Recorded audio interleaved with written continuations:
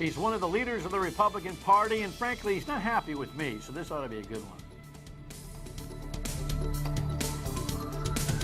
Every once in a while, I get a nagging tweet from Robert Paquin, who I believe is the executive director of the state Republican Party, who reminds me that he's in charge now, and that which I have criticized the state Republican Party for in the past no longer applies. So he's here tonight to explain to me why, and maybe we'll all learn something from it. Good evening. It is great to have you aboard, and welcome to my State of Mind. I am Dan York, and I hope to survive this rundown, because I just had some of the company popcorn. We got this lights on, and broadcasting 101, you never chew on popcorn before you get on the air, but Jess made me do it, so hopefully we survive this. All right, excuse me. Yes, Governor Christie was in the state today, a big moment for the Alan Fung campaign, so they think, and a not so good moment for the Alan Fung campaign, they know, when the colonel steps into the race with an endorsement. We'll talk about that. This is a show you've got to watch because this race deserves a lot of attention. I'm getting sick of ethics. I know. How do you say that? Well, I just did. I'll explain. And really, pal? Really? Really? I mean, what does it take? Anyway, let's dig in here, and then we'll meet Mr. Paquin. Yes, he was. You're thinking, Dan, what? Rhode Island is North Jersey. I'm a Jersey guy. You know, when I first moved here, I was shopping for a house, and we came from Western Massachusetts, where I was for a long time, and where I met my lovely wife, and where we married, and where we raised our child for the first few years. And when we came down in late 1999 to Rhode Island, I had a big smile on my face because I like the joint, and she says, I know why you like this place. It looks just like Jersey. And the truth of the matter is that in a lot of ways, Rhode Island is like North Jersey. There's just a little New York and a whole bunch of Connecticut stuck in the middle.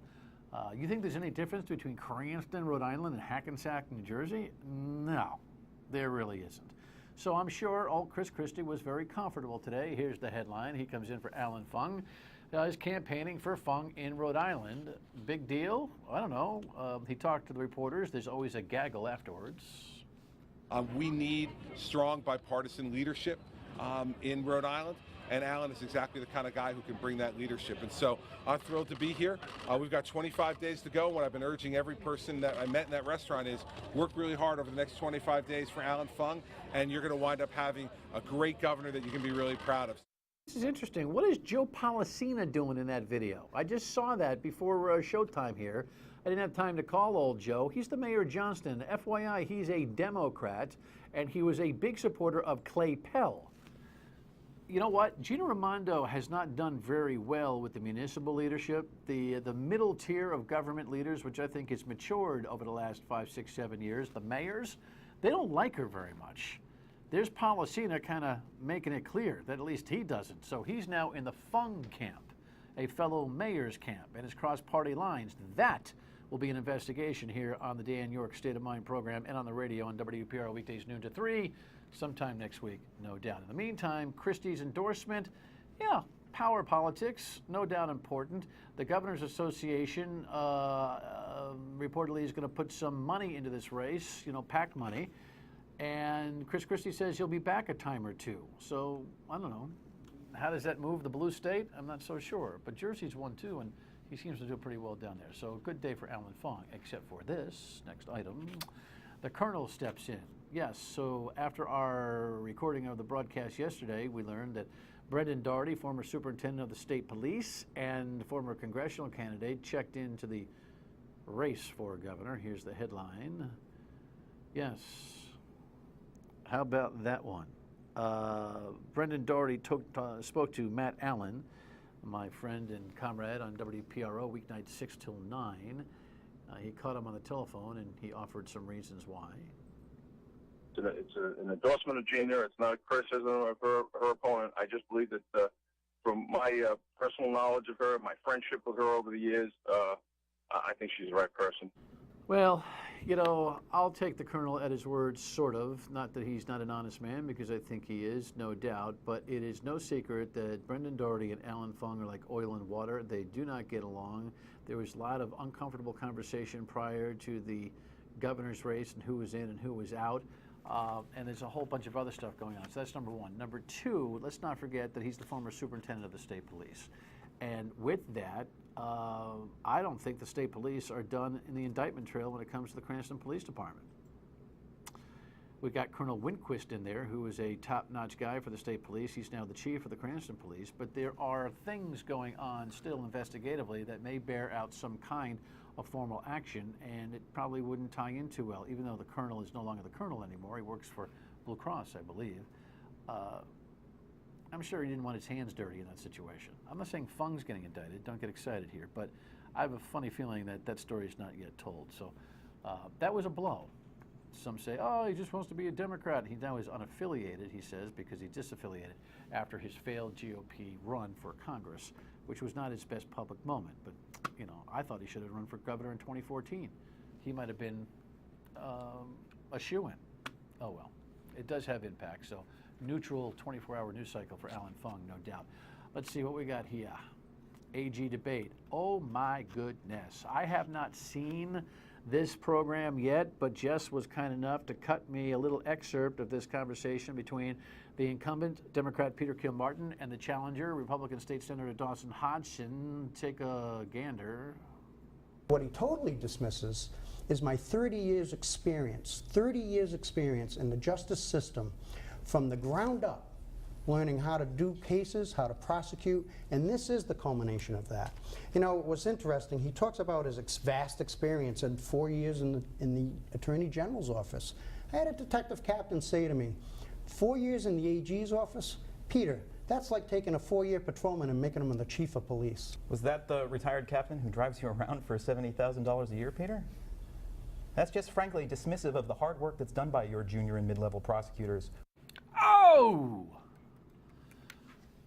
Pow! Look, I can't wait to watch this show. This is a 1-hour special that Tim White has for newsmakers. Check your local listings, Fox Providence, WPRI, and online at WPRI.com, where you can find it right now, after my show, of course. This is an important conversation. The Attorney General's race is very, very important to the quality of life of this state. Dawson Hodgson is a very viable candidate. Peter Kilmartin, look, I'm not going to mince any words here, is a hack. I don't know how he got in there, other than winning in a multi-candidate race in the Democratic primary 4 years ago. He has not been accountable. He has disappeared on a lot of issues. And he throws his incumbent weight around, and Dawson Hodgson doesn't seem fazed by it. Pretty good. Stay tuned. Next item. More ethics. I'm so sick of ethiks. I'm kidding. But here's the thing. I'm so sick of empty ethics conversation. Here's this headline from WPRI.com. Elorza, Jorge Elorza, Democratic candidate for mayor, wants to empower the City Ethics Commission that has never met. He was big on the City Hall steps yesterday and all sorts of things, like he's not taking any campaign contributions, not because the city employees have anything to be ashamed of, but because... It's about making sure that our city employees are never put in a position where they have to worry about their job depending on whom they contribute politically to. Okay, all right, that's fine. I mean, listen, that's a non-starter for me and for a lot of people, but we'll leave it there. But let me go back to the headline one more time. Elorza wants to empower City Ethics Commission that has never met. The City Ethics Commission was designed and put in by David Cicilline, who put a phony good government plan together, never filled it, never funded it, never did a thing about it. Angel DeVeris has 4 years of his own, never funded, never filled, never did a thing about it. And somehow Jorge Elorza thinks that all the problems in City Hall, which need to be cleaned up, he says all the time, all began and ended with the Cianci administration. I'm not defending Cianci. I'm just saying, by the way, Jorge, a lot of the problems that you say need to be resolved, including filling an empty ethics commission, are on the head of David Cicilline and Angel DeVeris. And if you're going to be ethical about this, maybe you ought to say it. And finally, seriously, this ain't funny. Here's the headline. What was this guy thinking? He's African American, and he decides that he's going to, well, here's the story, a little bit of the snippet. Listen to this. Airports are taking the threat of Ebola very seriously, even though some people are not. Passengers on a U.S. Airways flight from Philadelphia to the Dominican Republic broke out their cell phones as 4 people in hazmat suits removed another passenger. They say his joke about having Ebola didn't go over so well. Yeah, he got booed out of the place. I mean, the airline stewardess is like, all right, listen, these people in the funny suits are going to come in. Sorry about this idiot that did this, blah, blah, blah. They arrested him. I don't know if they charged him. Can you charge somebody for being stupid? Not a joke, man. It's not a joke. All right, when we come back. The Republican Party, it's not a joke either. One of its bosses will tell you that when we come back. Stay with us. All righty, welcome back in. The executive director of the Republican Party is here. We going to put something up here, a headline? There we go. We didn't talk about that prior to the show. That one got by me. But you know what? Nothing gets by Rocks, including a flying bird that is supposedly in this building somewhere. But we have yet to identify where it is right now. Election board rules. Seriously, we had a flying bird. You should have seen the place yesterday when everybody ducked in the promotions office. It was, or closed it or something. I don't know. Anyway, just like, oh my God, Robert, you're in a bad spot coming on a Friday night on this broadcast. But welcome to the broadcast. Birds can be a serious issue. They can be. The Republican Party have a position on birds? We're pro-bird. Pro-bird. All right, so you're the executive director. I am. Which means that you get paid to do your job. Yes. Yes, so you're not a volunteer position. Correct. Which is why the mystery of why you tweet me all the time. You've got all the time in the world to be able to check me off on everything I say about the party. Well, that, and I'm a big fan, too. Oh, well, thanks, man. I appreciate that. And so I want to make this a friendly conversation. The thing about the Republican Party that I think is fascinating, you complain often about things I might say about it on the radio, always behind it. And you'll say, how come you didn't do this? Or how come you didn't cover that? Or why didn't...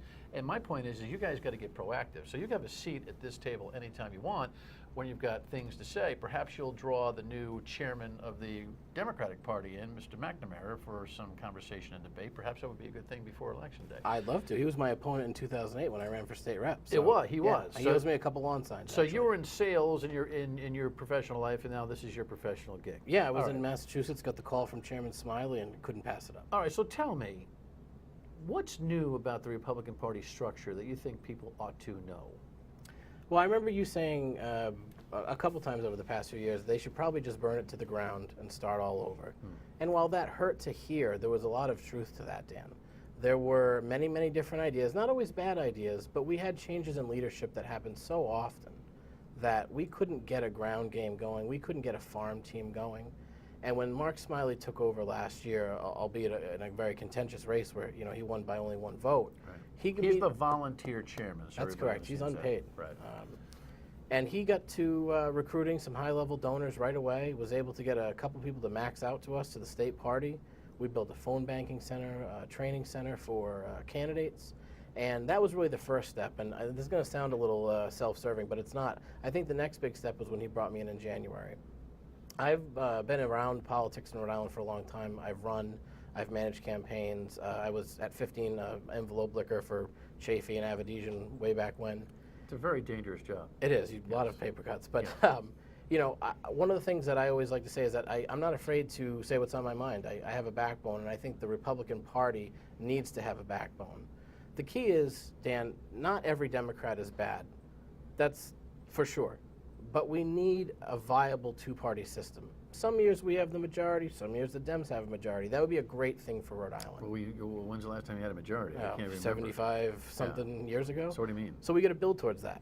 I think be more appropriate for legislating out So of how the many General seats Assembly. do you have contested in this run coming up? Including the ones that we're hoping to protect, we've got around 40. That's both General Assembly and Senate. Last time I checked, there were 113 seats between the Senate and the House. So one of the things that was very important to me, and it makes me think about some of the critiques you've had of the party before, is that in previous years, the goal has been to just get as many names on the ballot as possible. It didn't matter if the candidates were any good.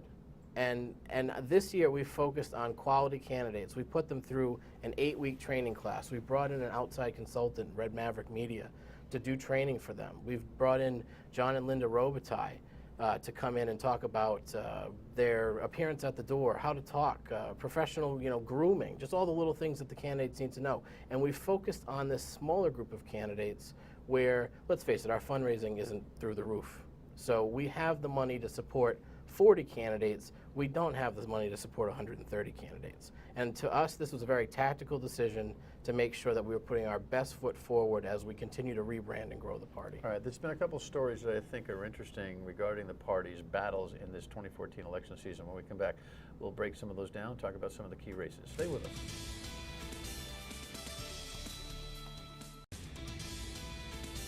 Robert Paquin is the executive director of the Rhode Island Republican Party. We put this headline up, and then I got distracted with the bird story. But this is a conversation that we've talked about on the rundown this week, and it's a very important one. This is a joke, and the Republican Party had every right in the world to protest this particular joke. Let me give you a little hint of what it's all about. Here's the ad that Gina and Jack were running. Rhode Island has one of the highest unemployment rates in the country. Gina Raimondo's the only candidate for governor with business experience helping create jobs. The only one who solved big statewide problems. And the only one with a plan to work with Jack Reed to bring back manufacturing jobs. I'm Gina Raimondo, and Rhode Island families are struggling. I hear you, and we're going to get Rhode Islanders back to work. I'm Jack Reed, and I approve this message too. You show that to a 4th grade class, and you ask them, who's that ad for? We're going to tell you Gina Raimondo. They'll tell you Gina Raimondo. So, long story short, the rules are a Democratic Party can put in $94,000 cap to help a federal candidate, a la the U.S. Senator. Yes. But only $25,000 for a state candidate, a la Gina Raimondo for governor. Correct, which is state law. State law. And the Board of Elections ruled that that was a federally supported candidate's ad, and that is the joke of the century. The best way I can explain it is that the board tends to not want to get involved if they feel pressure. I think that they're worried about ruling in the wrong way. I don't think it's something underhanded. But the point is, there's a separation between state and federal government.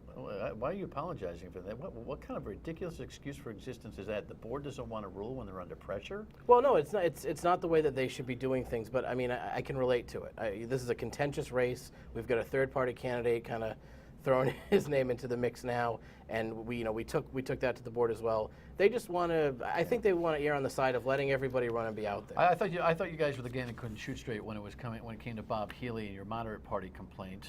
I was going to give you a break and not even bring it up, but since you did, I think that protest too much, and I think Alan Fung is too worried about Bob Healy. I don't know for what reason. Perhaps.